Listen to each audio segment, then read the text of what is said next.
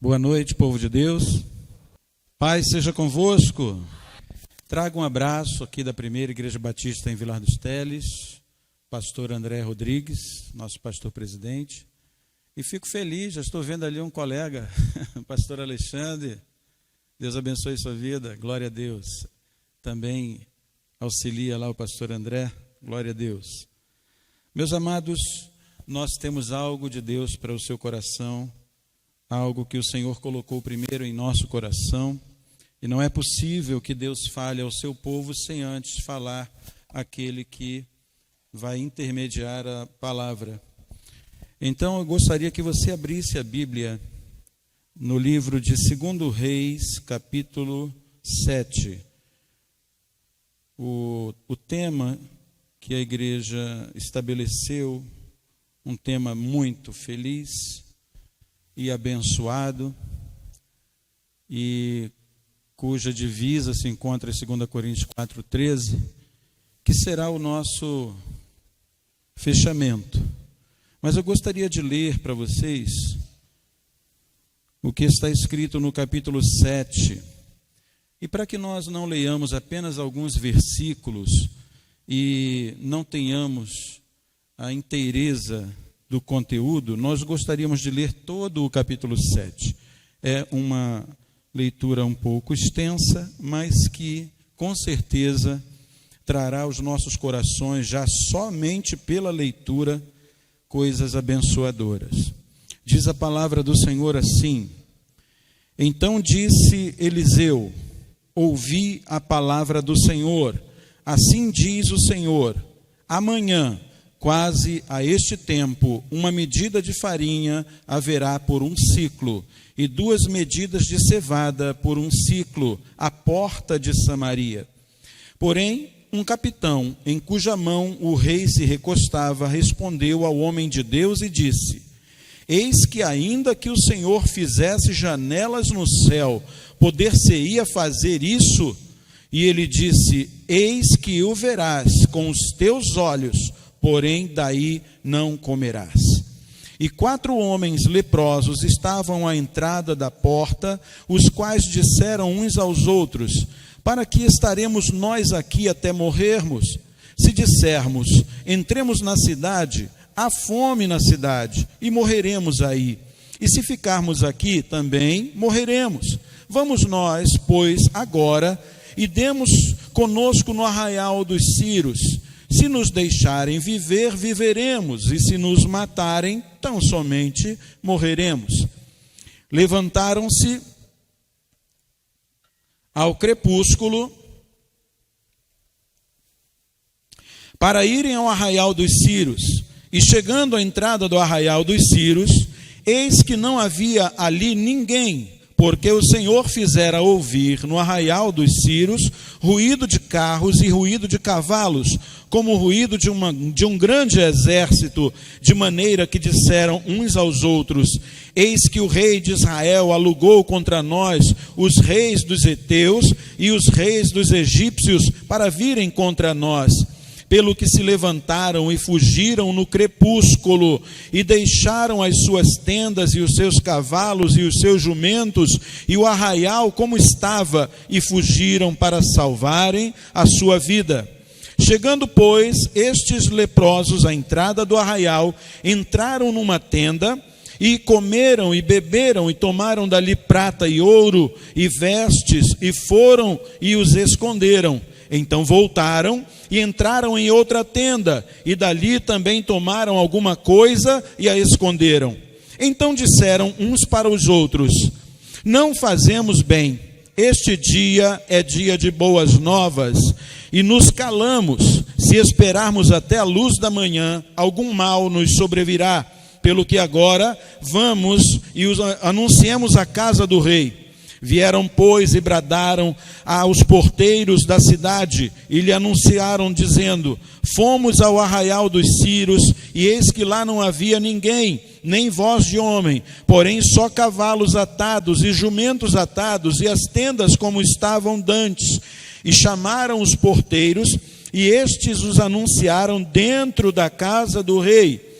E o rei se levantou de noite e disse aos seus servos: agora vos farei saber o que é que os sírios nos fizeram.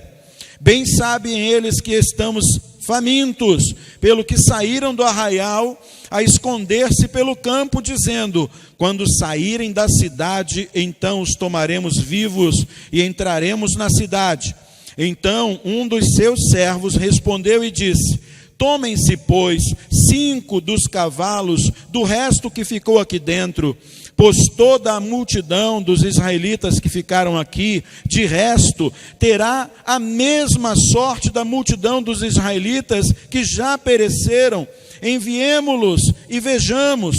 Tomaram, pois, 2 cavalos de carro, e o rei os enviou após o exército dos sírios, dizendo: ide e vede. E foram após eles até ao Jordão, e eis que todo o caminho estava cheio de vestes e de aviamentos, que os sírios, apressando-se, lançaram fora.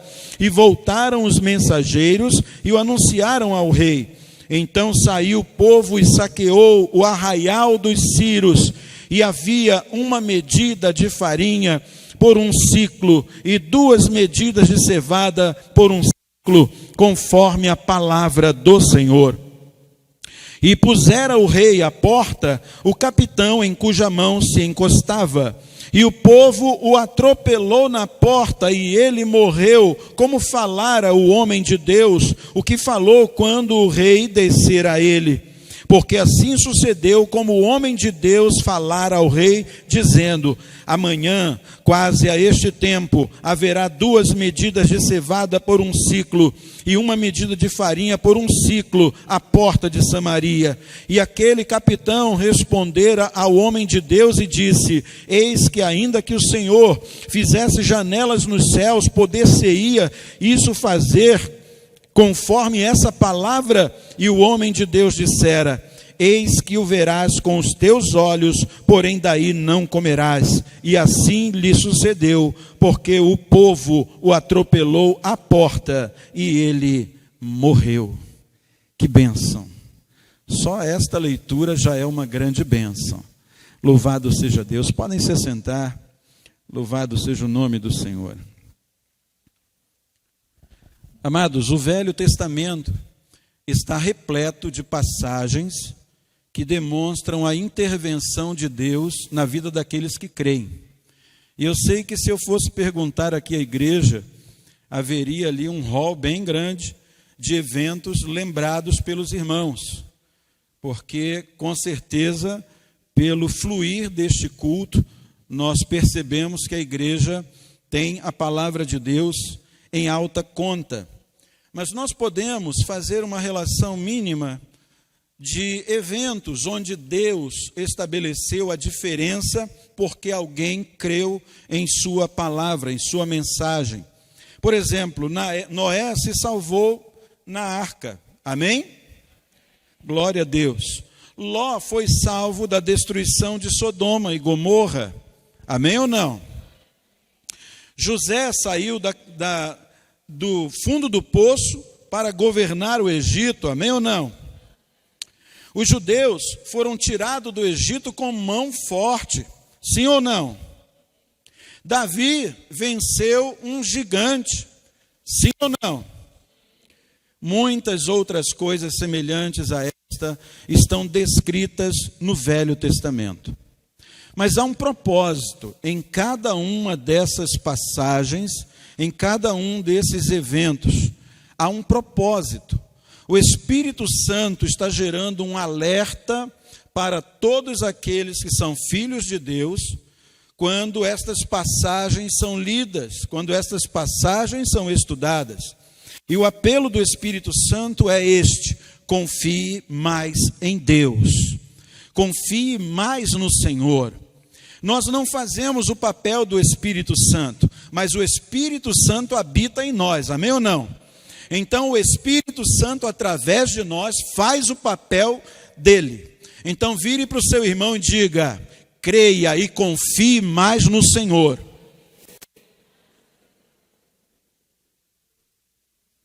Esta palavra tem que ser algo que você internalize, que você cristalize dentro de você. Eu preciso confiar mais em Deus. A palavra que nós estudamos, ela não serve somente como uma bagagem intelectual. E dentro da igreja cristã, nós temos muitas pessoas com uma bagagem intelectual grandiosa. E isto é aproveitado de acordo com a necessidade. Por que aproveitado de acordo com a necessidade? Porque nem todas as orientações de Deus cabem no mesmo momento. Nós bem sabemos que há tempo para todo propósito debaixo do céu. Amém ou não? Mas precisamos entender o que a palavra diz para nos movermos nessa terra de acordo com a vontade do Senhor. Senão, o que adiantaria nós conhecermos versículos, livros, endereços de palavras na Bíblia, mas na hora de aplicar, nós nos reportássemos a outras coisas que não a palavra de Deus? O que adiantaria para nós? Precisamos conhecer a palavra de Deus para que nós possamos colocá-la em prática na hora certa. Amém? Então o Espírito Santo está dizendo para você hoje: creia e confie mais em Deus. E esta passagem que nós lemos, ela traz algo que é tremendo para nós. Ela traz uma palavra que se tornou uma promessa de Deus. E uma promessa que não tinha um cumprimento longínquo. Uma palavra que não tinha um cumprimento lá num futuro a perder de vista, mas era uma palavra para se cumprir quase que imediatamente. Então esta promessa do Senhor foi dada àqueles homens que estavam num cerco. Você sabe o que é um cerco? Um exército iria batalhar contra alguém, contra outro exército. Então, para que eles tivessem vantagem sobre aqueles a quem iriam atacar, eles cercavam aquela localidade, ou então impediam aquele lugar de ter acesso aos caminhos por onde eles pudessem estar renovando os seus víveres, alimentos e água. Então esse exército, privando este lugar de alimento e água, sabia que em determinado momento aquele povo estaria enfraquecido ao extremo e ali seria o momento ideal para atacar. Esta promessa foi dada a um povo que estava em cerco, estava temeroso de sua ou de seu destino e do seu futuro, estava temendo. Queridos, também nós, como igreja do Senhor, em muitas ocasiões, em primeira mão, tememos as coisas. Isto não é um defeito de fabricação. Isto não é um defeito de fabricação temer as coisas. O medo faz parte da experiência humana. Nós vimos grandes servos de Deus manifestando primeiramente, em primeira mão, como primeira reação, o medo. Talvez o que venha mais à memória dos irmãos seja Josafá, que teve medo, mas não foi buscar adivinhos, não foi buscar feiticeiros, não foi buscar alianças espúrias para poder combater os seus inimigos. Ele foi a Deus. Então, todo aquele que sente medo por causa de alguma ameaça, tem que ir a Deus. Em primeiro lugar, tem que ser corajoso. É interessante esta palavra, não? Ser corajoso. Às vezes nós entendemos que corajoso é a pessoa que não tem medo. É ao contrário, corajoso é aquele que vai a Deus, embora haja medo. É aquele que busca o auxílio do Senhor, embora ele trema. Eu lembro de certa ocasião, eu era um jovem, devia ter mais ou menos uns 13 a 14 anos. E na minha igreja havia um evangelismo, toda terça-feira pela manhã. Os jovens se reuniam e saíam em dupla para fazer rua por rua do bairro. E eu era o mais novato naquele instante. Era a minha primeira vez ali naquele grupo. Todo mundo já tinha muitas experiências. E era a minha primeira vez ali naquele grupo. E eu saí alegre. Então foram separadas as equipes e eu caí com uma pessoa mais experiente que eu. E nós estávamos conversando ali. Então foi separados os lugares para nós evangelizarmos. E então a rua de frente para a igreja era o nosso destino. E a primeira casa da rua era o meu primeiro desafio. Era lá. E ali, então, não foi por sorteio, foi por escolha. Os outros escolheram as casas que iriam evangelizar. E aquela ali sobrou para mim. Eu não tinha ciência do que viria pela frente. Então, nós fomos para aquele desafio. E nós chegamos na primeira casa da rua, e era uma casa singular.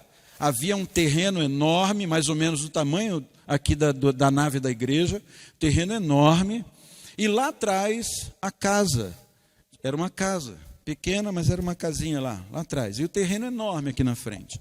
E eu batendo no portão, e o rapaz para mim, era mais experiente, falava assim para mim, Cláudio, olha, é melhor a gente deixar isso aqui por último, porque aí pode ser que não dê tempo de fazer. Eu, rapaz, que negócio é esse? Você é mais experiente que eu e não quer ir evangelizar nessa casa? Não, vamos evangelizar. Ele falou, tá bem, então bate lá. E eu bati palma, bati no portão e ninguém atendia. Mas de repente, quando nós já estávamos quase desistindo, alguém abriu lá uma cortininha na janela, lá no finalzinho. E aí eu percebi e eu falei assim, gritando, senhora, nós queremos falar um pouco da palavra de Deus para a senhora permite? E ela falou assim, abre o portão e vem. E eu falei assim, olha só, ele não queria vir. E a senhora ali tão convidativa, que legal, vamos evangelizar. E eu abri o portão alegre, sabe, aquela coisa, aquela disposição de novo convertido, aquela coisa que o pastor diz assim, a parede está suja, você vai limpar com a língua. Aquela coisa de novo convertido, né, que só novo convertido tem, que quer fazer tudo ao mesmo tempo. Era aquela alegria que eu estava, eu nem percebi que o rapaz tinha ficado para trás.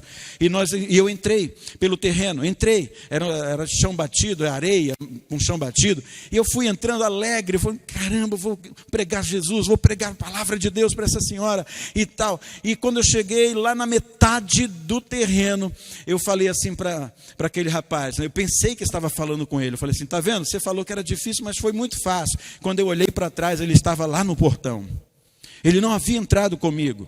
E quando eu olhei para frente, aquela senhora abriu a porta da sala da casa dela. E de lá saiu um Rottweiler maior do que eu.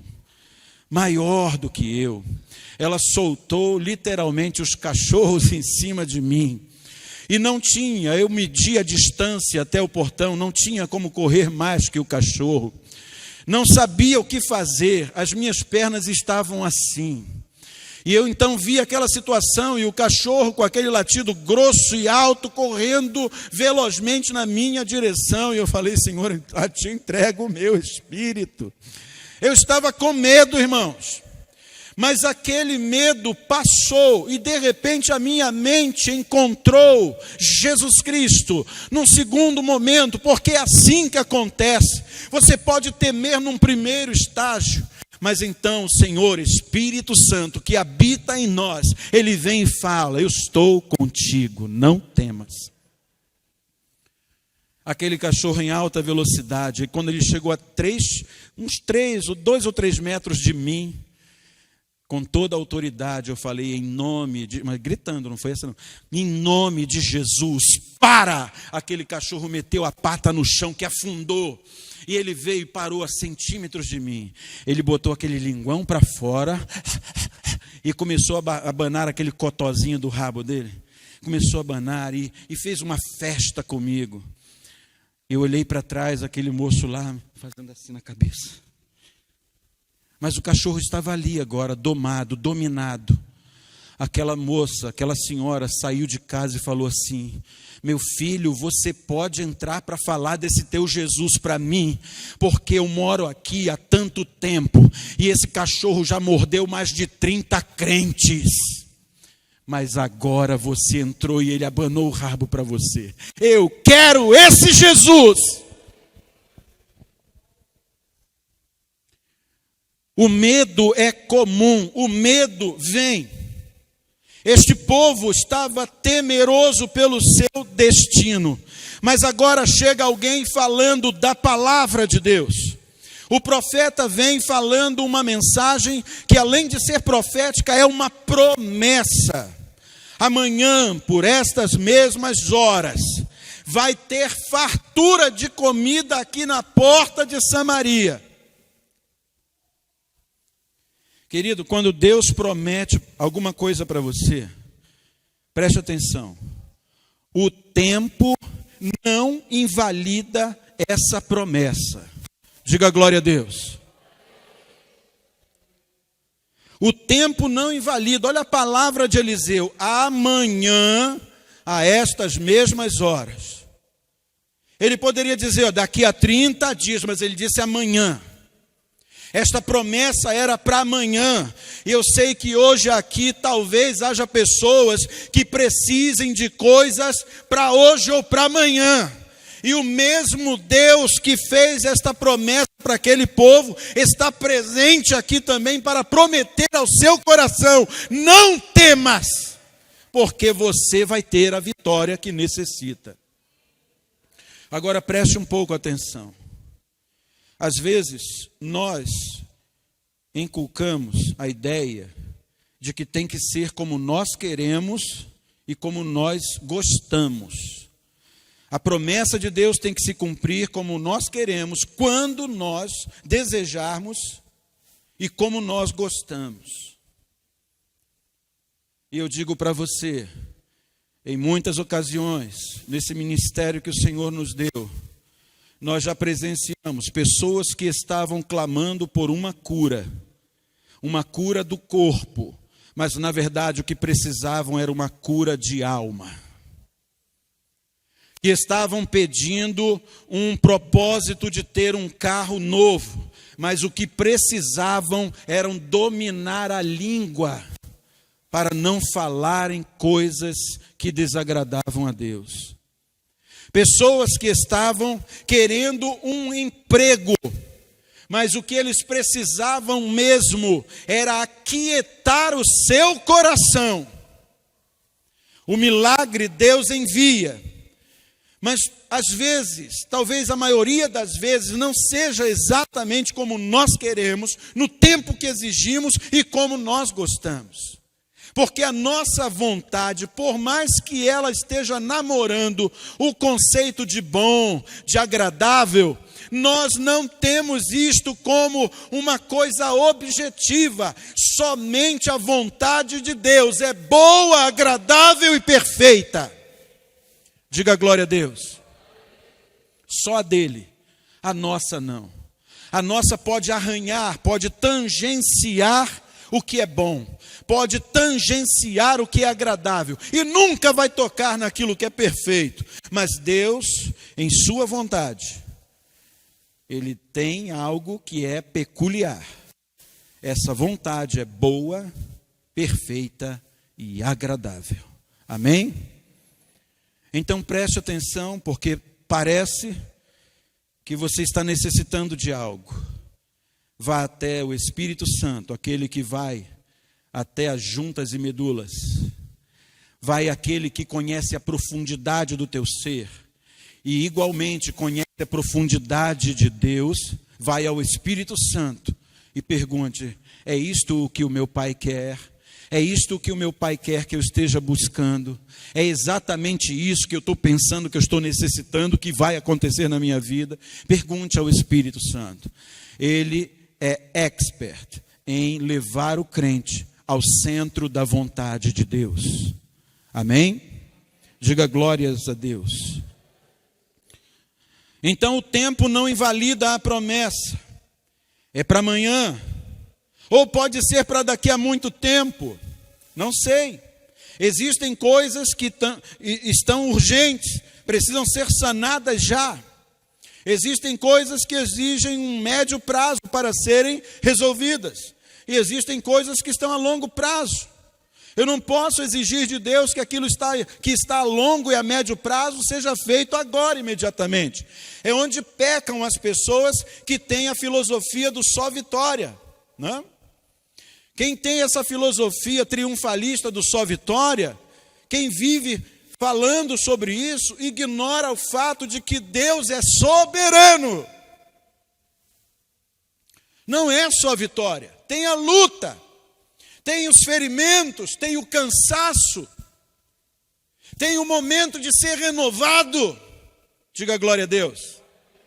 Não deixe o tempo ser um atrapalho para que as promessas de Deus se cumpram na tua vida. Não exaspere. Assim que Cristo foi elevado aos céus, a promessa veio imediata. Este Jesus, que está subindo nas nuvens, virá da mesma forma. A sua volta já foi prometida ali, no momento da sua ida. Estamos há quase 2.000 anos pregando a volta de Jesus. E tudo o que nós temos que fazer não é saber o dia e a hora, mas vivermos preparados. Diga glória a Deus. Aguardando esta bendita promessa. Há outras coisas que são mais urgentes, mas descubra nessa urgência o que é prioridade. Se você colocar somente como urgência para Deus, pode ser que Ele não te responda, porque o que importa é a prioridade. Duas coisas podem ser urgentes, e uma delas deve ou pode ser a prioridade. Alguém chegou e falou: pastor, era uma senhora, já contava mais ou menos com seus 55 anos por aí. Pastor, eu queria que o senhor orasse aqui pela minha perna. E ela mostrou a canela dela, havia uma ferida muito feia. E ela disse: pastor, eu tenho esta ferida há mais de 30 anos. Ela nunca sara.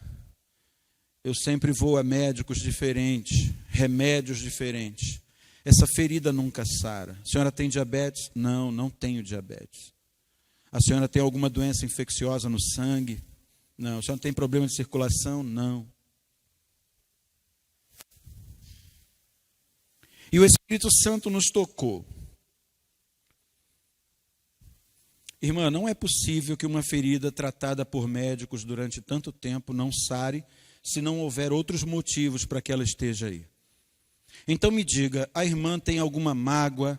Tem alguém no coração que a senhora nunca perdoou? Tem alguém na sua vida que a senhora não consegue olhar com bons olhos até hoje? Tem alguém na sua vida que a senhora odeia, detesta, a senhora não quer ver nem pintado de ouro na sua frente? E ela começou a chorar. E ela contou a história dela, que aos 21 anos de idade, ela foi abandonada pelo noivo no altar. E este noivo a abandonou para casar com a melhor amiga dela. E esta mulher não havia casado, ela vivia solteirona. E desde aquele momento, aquele ódio remoendo dentro do seu coração, em pouco tempo isso explodiu como uma doença psicossomática e foi uma ferida na perna. Aquela ferida dizia para ela que não somente o corpo estava doente, mas a alma estava doente. E ela queria a cura para o corpo, porque era uma emergência, mas não era a prioridade. Para Deus, a prioridade era a alma daquela mulher. Gastamos umas 4 a 5 horas conversando sobre a palavra de Deus e a necessidade de perdoar aquelas pessoas. Você sabe que quando alguém tem algo contra outra pessoa, ela usa isto para dizer que está certa em sentir determinadas coisas, em viver de determinado modo. Ela usa este trunfo para querer fortalecer o seu próprio erro. E esta mulher resistiu. E entre a 4ª e a 5ª hora, o Espírito Santo a tomou e ela pôde então perdoar aquele homem e aquela mulher. Ele perdoou aquele ato de traição, aquela coisa amarga que a destruiu por dentro e causou uma ferida incurável por fora. Isto foi numa terça-feira, pela manhã.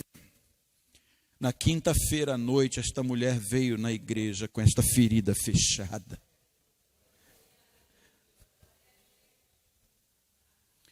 Você pode eleger as suas emergências, mas não se esqueça de pedir ao Espírito Santo para apontar quais são as prioridades. Diga glória a Deus por isso. Se o tempo não invalida as promessas, eu tenho que esperá-las. Mesmo quando eu estou esperando uma promessa, há coisas que podem despertar a minha mente para que eu exaspere nessa esperança. Abraão era um velho, sua esposa já tinha cessado a menstruação, e uma promessa tinha sido dada a ele: você será pai de muitas nações. Por não acreditar nessa palavra se cumprindo do seu próprio ventre, Sara deu a sua serva para Abraão coabitar com ela, pensando assim: bem, através da minha serva vai se cumprir esta promessa. Não era essa a promessa. A Sara se exasperou na promessa de Deus, esperando a promessa de Deus. Mas a Bíblia diz que Abraão, ele creu contra a esperança. E o que quer dizer isto? Quer dizer que todas as coisas apontavam para um fim que não era bom. Mas Abraão, apesar disso tudo, creu na promessa de Deus. Às vezes nós estamos numa situação como o povo de Samaria. Tudo está dizendo que eu vou ser destruído. Tudo está dizendo que os inimigos vão ganhar a batalha. Tudo está dizendo que nós vamos morrer aqui de míngua, de fome. Tudo está dizendo que tudo vai piorar. Mas a palavra do profeta foi: amanhã vai ter fartura. Diga glória a Deus. Amados, às vezes você se sente assim, não? Talvez você esteja se sentindo assim agora, no teu trabalho, perseguido por um patrão injusto. Talvez você esteja se sentindo assim quando o teu vizinho começa a dizer que você não é crente, coisa alguma. Talvez você se sinta assim quando você vê o filho rebelde, o marido longe de Deus, ou a esposa ainda uma incrédula. E você diz assim: isso aqui não vai ter futuro. É melhor separar, é melhor me divorciar. Não tenha soluções de folha de figueira, como fizeram Adão e Eva. Para solucionar o seu pecado, cozeram folhas de figueira para colocar diante das suas vergonhas. Não crie soluções de folha de figueira. Abrace a fé. Use o escudo, use a espada, use o capacete, use a couraça, use o cinturão, use o calçado da armadura de Deus. Usa, querido. Você não vai perder o seu tempo, porque amanhã, a estas horas, haverá fartura na tua vida.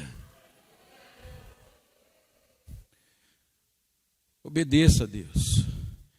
Se o tempo não pode invalidar a promessa, as dificuldades também não a impossibilitam.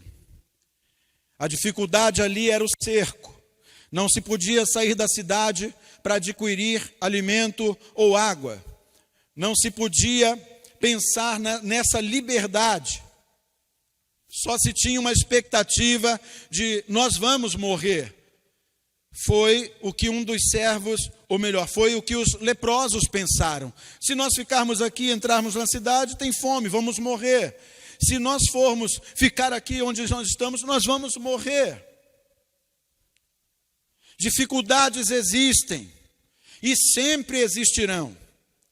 Há uma promessa de Cristo Jesus, que talvez seja na Bíblia a única promessa que na verdade é uma provação. É uma prova-messa. Ele diz assim: no mundo tereis aflições, mas tende bom ânimo. Eu venci, é só até aí. E vós também vencereis, não está escrito. Mas está implícito. Hein? Está implícito, não está escrito, mas está implícito. Então é uma promessa. Vamos vencer assim como Cristo venceu. Mas olha o que está no princípio desta promessa: no mundo tereis aflições. Então isso é uma prova-messa. Agora, meu amado, se nós sempre estaremos diante de provações, se nós sempre estaremos diante de dificuldades, isso quer dizer que essas dificuldades vão invalidar a promessa do Senhor? Não, não vão invalidar. Nunca, jamais uma dificuldade invalidou uma promessa do Senhor. Nós falamos aqui das dificuldades vividas por homens de Deus no Velho Testamento, mas que redundaram em glórias para Deus. Falamos de Noé na arca, 120 anos construindo, pregando sobre esse dilúvio. Que dilúvio é esse? Que chuva é essa? Nós não sabemos nem o que é chuva. Arca, que negócio é esse de barco aí? Nunca houve barco aqui, que negócio é esse? Estás maluco, Noé? Tu estás doido? Nunca vai haver esse negócio aí, não. A dificuldade para Moisés foi Faraó ter um coração duro, não deixou o povo ir, não deixou a nação de Israel sair do Egito, mas Deus com mão forte garante a vitória. Diga glória a Deus. Nenhuma dificuldade invalida a promessa. Diga glória a Jesus. Agora, as promessas de Deus, elas têm características únicas. A primeira característica é que elas só são vividas por quem acredita. Amém ou não? Pergunta para o teu irmão, você acredita nas promessas do Senhor? A palavra fé na Bíblia, ela tem pelo menos 5 significados diferentes. E ela vai desde o corpo doutrinário que você segue até o dom da fé. E entre essas duas coisas tem mais 3 ainda, que é fé significa. Preste atenção, a palavra fé, lá na Vulgata Latina, é fides, de onde vem a nossa palavra fidelidade. E é exatamente essa a ideia da palavra fé. Manter-se fiel àquilo que foi dito, aquilo que foi prometido. Então, crer não é um ato apenas de vontade ou de raciocínio. Crer também é aquele impulso para você se manter fiel àquilo que te foi dito ou prometido. Isto é fé. Diga glória a Deus. Agora olha para o teu irmão e pergunta a ele assim: você está tendo fé no Senhor? Você está sendo fiel naquilo que o Senhor te disse, ao que Ele te promete? Você está com fidelidade, andando com fidelidade naquilo que Deus te apresenta? Porque só vivem as promessas do Senhor aqueles que são fiéis a essa promessa. Preste bem atenção, porque nessa primeira característica, e na leitura que nós fizemos no capítulo 7, nós encontramos aqui uma escada de evolução da fé, uma espécie de escada. A gente pode medir em que nível está a fé de cada um desses atores que aparecem nesse capítulo. Primeiro, os leprosos.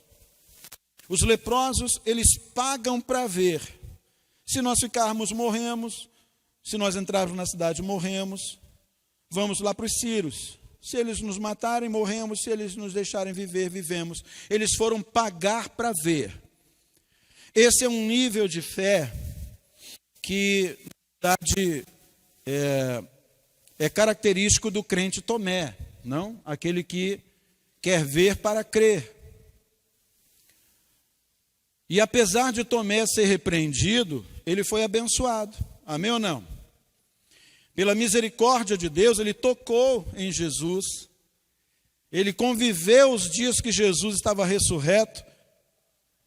Nesses 40 dias, ele conviveu com o Mestre. Ele foi abençoado pela sua companhia, pelos seus reensinos, pela sua presença. Mas Tomé foi o crente, quero ver para crer. E é este tipo de fé que os leprosos manifestaram. Eu vou pagar para ver. Não tenho nada a perder, então vamos pagar para ver. Vamos ver o que acontece. Alguns crentes estão neste nível básico de fé. É um nível tão básico, que às vezes não dá certo. Quem paga para ver, pode ver ou não ver acontecer. Sim ou não? Quem quer pagar para ver, pode ter o desprazer de não ver acontecer aquilo que deseja.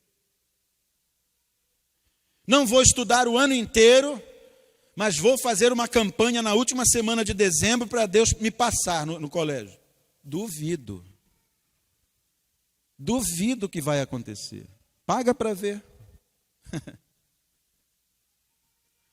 Vou pegar os ingredientes do bolo ou da torta, jogar tudo no liquidificador, na batedeira, e já vai sair prontinho para poder assar. É assim que acontece? Donas de casa, é assim que acontece? Não. Mas tem gente que paga para ver. Aí sai solado, sai duro, sai com gosto ruim. Quem paga para ver, pode ver acontecer, mas pode não ver acontecer. O segundo ator nesse capítulo é o rei. O rei, ele desconfiou que a promessa fosse uma cilada. Olha, se Deus falou, amanhã haverá fartura aqui, o que os leprosos trouxeram era o cumprimento desta promessa. A notícia que os leprosos trouxeram era o cumprimento da promessa. Mas agora, este rei, ele diz assim, não, isto aí só pode ser uma cilada. Os sírios, eles deixaram o acampamento e se esconderam pelo campo. Quando nós sairmos daqui esfomeados para pegar a comida, eles vão nos cercar e aí nós vamos perecer. Novamente o medo. O medo, ele faz com que as pessoas desconfiem até de Deus. Não foi isso que aconteceu com os discípulos quando iam atravessar o mar, e o mar se levantou, ventos, ondas, tempestade. E Jesus então estava lá no monte orando, havia dito para eles, isso foi um teste, tá? Aquela passagem foi um teste. Pelo menos esta é uma das interpretações que fazemos. Jesus disse para eles, atravessem, vão, eu vou ficar aqui para orar no monte. E eles foram. Se eu fosse um deles, sabedor dos testes que Jesus provocava, eu não iria. Eu ficaria com o mestre. Eu estaria onde o mestre está. Porque é bom fazer como Ruth fez. O teu povo é o meu povo, o teu Deus é o meu Deus, onde você pousar eu estarei também. Ora, se Jesus vai para o monte, ele vai orar, ele vai entrar em contato com o Pai Celestial. Eu quero estar em contato com o Pai Celestial. Eu vou estar com Jesus.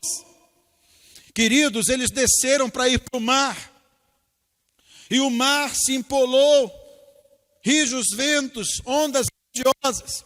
E eles estavam quase a perecer quando Jesus resolve ir até eles, andando sobre as águas. E aí uns gritam para os outros, olha, além da tempestade, ainda aparece um fantasma para levar-nos aí para a morte.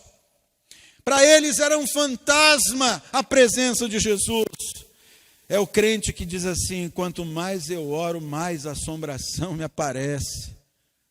Ele não está crendo na oração que ele está fazendo, ou não está crendo no Deus a quem ele está fazendo esta oração.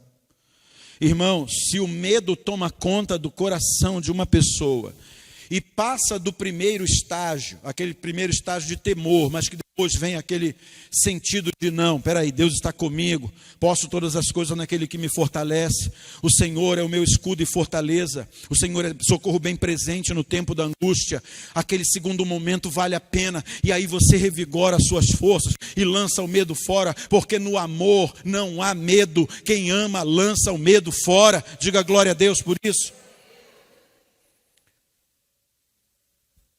Não foi isso que fez o rei. Ele se atemorizou. Mas ainda assim Deus tem misericórdia dos que temem. Pedro, dá a tua mão. Homem de pequena fé, porque tiveste medo. E o rei também teve medo. Mas lá no final ele vai provar a benécia do Senhor, a bênção do Senhor. O terceiro ator nesse capítulo foi um servo desse rei, que, na verdade, achou prudente investigar a história dos leprosos. Ele mandou investigar, ele quis que aquela história fosse investigada. Peraí, rei, não, peraí. Peraí, ele lembrou talvez, né? Ele não queria afrontar a autoridade que estava diante dele. Ele lembrou e falou, não, peraí, eu tenho que falar de uma forma que o rei entenda que eu não estou afrontando ele. Eu tenho que falar de uma forma que traga a ideia de que realmente esse medo dele tem algum fundamento, mas a gente pode investigar lá, porque eu lembro que o profeta disse que amanhã vai ter fartura aqui, e esses leprosos estão dizendo isso para a gente, que tem fartura lá no campo. Então eu vou pedir ao rei que investigue isso. Esse é o terceiro nível de fé. A pessoa que vai investigar é o crente bereano, que a palavra está sendo falada e ele está conferindo na palavra de Deus.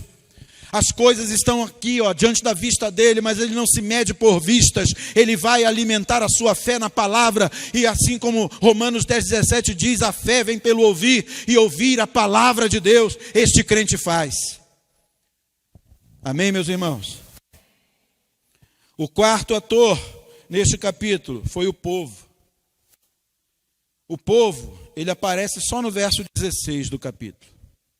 Até então é o profeta, é o rei, é o capitão, é o servo do rei que estão aparecendo. O povo só aparece no verso 16. E quando o povo aparece, é para saber as últimas notícias. Porque se o povo não apareceu desde o começo, então o povo não sabia de nada.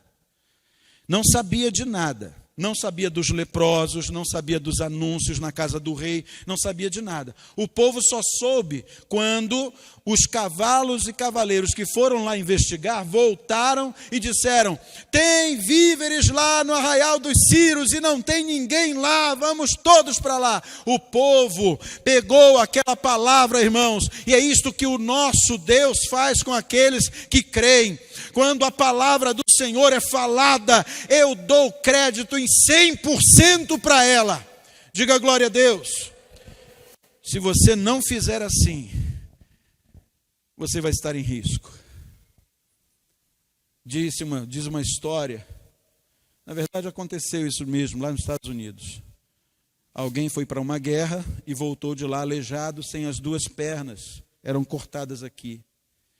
E este moço estava assistindo um culto evangelístico, lá atrás, sentado na sua cadeira de roda, e estava com seu coração muito endurecido, mas a palavra desafiava aquele moço. E então, quando o pastor terminou a sua pregação e foi fazer o apelo, aquele moço lá de trás gritou: pastor, Deus aceita um homem pela metade? E aquele pastor então olhou para aquele moço e falou assim: Deus aceita um homem pela metade, que se entrega por inteiro. Mas Deus não aceita um homem inteiro que se entrega pela metade. Metade não é adoração. 90% não é adoração. Ou você acredita 100% na palavra do Senhor, ou nada feito. É tudo ou nada. É como cantava Sérgio Pimenta na década de 80. Tudo ou nada, pega ou larga de vez. É tudo ou nada, irmãos.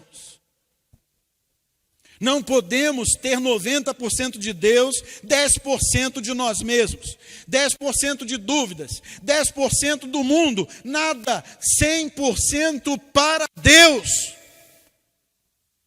Alguém pode dizer amém para isto? Louvado seja o nome do Senhor. E o quinto ator nesse capítulo é o capitão incrédulo. Este aqui foi o único que não experimentou o cumprimento da promessa. Quando os discípulos estavam querendo expulsar demônios e não conseguiram, alguém chegou próximo a Jesus e disse: mestre, por que nós não conseguimos expulsá-lo? E aí Jesus dá uma palavra dura, mas esclarecedora. Ele diz assim: ó geração incrédula e perversa, até quando vos sofrerei? A incredulidade afasta o agir de Deus. A incredulidade só chama para próximo o juízo, porque foi assim com Sodoma e Gomorra. Não creram, não se arrependeram e foram destruídos. A incredulidade, quando Jesus vier, vai ser a causa da condenação de bilhões de pessoas. A incredulidade não existe somente quando eu rejeito aceitar a Cristo como Salvador. A incredulidade também pode existir em pontos específicos. Algumas pessoas, por causa de sua prática religiosa, se tornam incrédulas de que Deus pode atuar sobrenaturalmente. Por causa de sua prática religiosa, muitas pessoas desacreditam de que Deus é um Deus sobrenatural, que Ele também cura. E eu dei graças a Deus por essa coreografia aqui, porque mostrou isto mesmo, que Deus está vivo e ativo em nosso meio. Mas tem pessoas que por causa da religiosidade já não creem mais nisso. Quando dizem assim, Deus pode curar, dizem assim, pode nada. Duvido, Eudó. O capitão que dizia, nem se Deus abrir janelas nos céus, essa palavra que você falou vai se cumprir. E a resposta foi imediata, porque a incredulidade não atrai bênção, mas juízo. Você vai ver com os teus olhos, mas não vai poder experimentar nada. Não foi assim também num ponto com Moisés. Moisés fez todo o movimento de libertação do povo de Israel. Mas no último momento, para ele tirar 10, ele feriu a rocha. Quando Deus disse, só toca. Porque tu fizeste isto. Vais ver a terra prometida, mas não vais entrar nela. Não foi assim com o profeta Elias. 50 capitães vieram aqui para me matar. Se eu sou homem de Deus, desça fogo dos céus e consuma. Primeira vez. Segunda vez, mais 50. Fogo dos céus consuma. Terceira vez, fogo dos céus consuma. Mais uma vez, não tem misericórdia, profeta, por favor, vai lá, atende o rei. Eu só sou um servo. E o profeta vai e atende. Esse homem de Deus poderoso, esse homem de Deus que ressuscita mortos, esse homem de Deus que faz grandes sinais nos céus, esse homem de Deus que tem autoridade para falar e a chuva cessa, para ordenar e a chuva vem. Irmãos, este homem fugiu de uma mulher. E diz assim, Senhor, a minha alma está angustiada até a morte.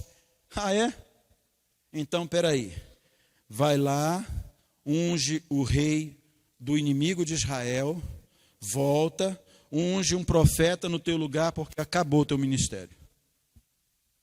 Não tem mais nada para você nessa terra, só o que eu vou te mandar agora. Igreja de Deus, existe incredulidade no meio daqueles que creem. Existe incredulidade no meio da igreja do Senhor. Não seja incrédulo, como disse Jesus para Tomé, mas crente. Amém? Amém ou não? Este quinto ator morreu pisoteado no verso 17, porque ele não acreditou na palavra do profeta, na palavra do Senhor. A segunda característica peculiar das promessas de Deus é que quem crê pode tomar posse dessas promessas ou fazê-las valer para si. Diga glória a Deus. Olha só, preste bem atenção. Esta passagem aqui envolve eu e você. Esta passagem do capítulo 7 está falando sobre igreja? Sobre crentes? Não. Está falando sobre o povo de Samaria, e que amanhã eles teriam, naquele tempo, a prosperidade do Senhor. Era para eles a promessa. Mas a palavra de Deus é viva e eficaz. Diga glória a Deus. A palavra de Deus é algo tremendo. Ela não está estática num livro. Ela sai daqui para ser vivida pelas nossas vidas. E esta palavra pode ser algo que você pode tomar posse para você. E nesta noite dizer, Senhor, tem um exército sírio me cercando. Senhor, tem uma situação triste que está se levantando contra mim. Pai, tem uma situação que eu já tolero por muito tempo. Senhor, eu tomo posse da tua bênção e da tua promessa. Porque o Senhor é aquele que age em favor do seu povo. Você pode tomar posse se você crer.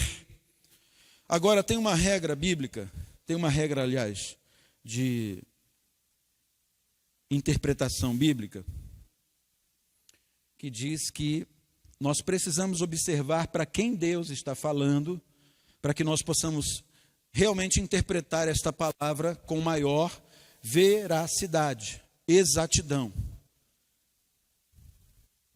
Só que esta palavra, que foi dirigida para Samaria, também já foi dirigida em outras ocasiões para outras pessoas, não da mesma forma que está redigida aqui. Mas nós já falamos de uma pelo menos. No mundo tereis aflições, tende bom ânimo, porque eu venci o mundo. Amém ou não? Nós também, em Cristo, somos mais que vencedores. É uma promessa que, além de se assemelhar com esta daqui, amanhã vocês vão ter prosperidade, amanhã vocês vão ter livramento, amanhã vocês vão ver o poder de Deus. Também já foi dito em outras ocasiões e nós podemos tomar posse, porque a mesma palavra que Jesus falou, creia somente e verás a glória de Deus, cabe naquele tempo e cabe para nós agora. Se você crê nisso, fique de pé no seu lugar, em nome de Jesus. Porque agora é o momento de você celebrar aquele versículo lá. Ó. Crie, por isso falei. Você creu em quê? Você está crendo na promessa do Senhor? Você está crendo que Deus está contigo? Você está crendo que você vai ser vitorioso desse seu desafio? Você vai ser vitorioso sobre esse problema que se abate sobre a sua vida? Alguns aqui têm que ser vitoriosos sobre pecados ocultos que estão cometendo. Alguns aqui estão precisando ser vitoriosos na sua vida emocional. Alguns aqui estão precisando ser vitoriosos na sua vida afetiva. Outros na vida familiar. Precisam ser vitoriosos. É muito fácil postar no Facebook uma família feliz, mas em casa está uma briga danada, está uma coisa que é um desespero só. Queridos, a palavra do Senhor nos falou nesta noite para nós confiarmos mais em Deus. Crie, por isso falei, e com esse mesmo espírito de fé, nós também cremos na promessa do Senhor, e por isso nós vamos falar, somos mais que vencedores. Amém ou não? Diga glória a Deus. Então comigo, está escrito.